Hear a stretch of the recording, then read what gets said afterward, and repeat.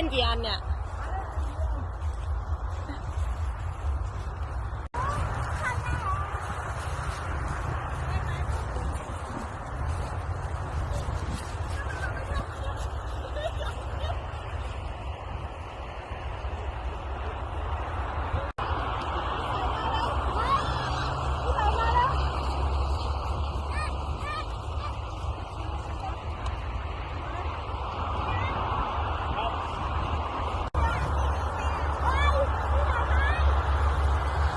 พี่สายพันกันแล้วลูก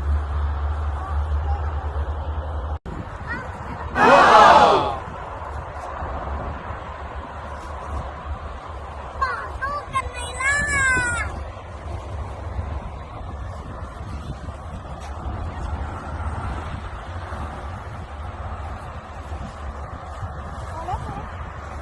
พอแล้วพี่สายฟ้ามันตึงแล้วลูกพอแล้ว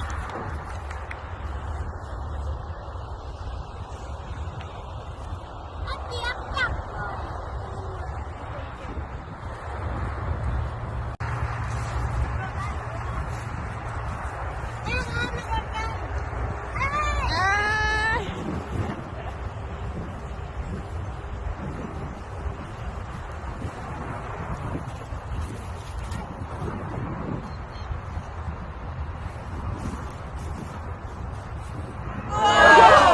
ทำไมอ่ะขี้เกียจยืนนะอย่างนี้ก็ได้เหรอโย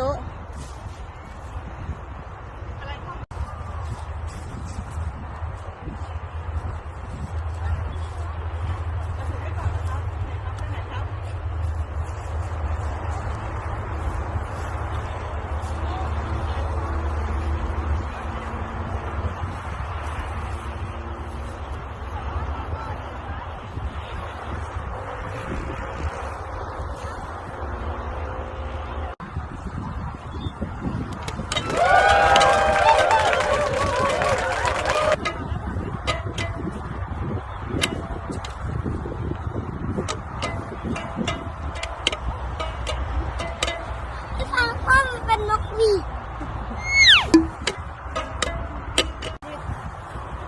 กีตาร์อย่างเล่นแบบนี้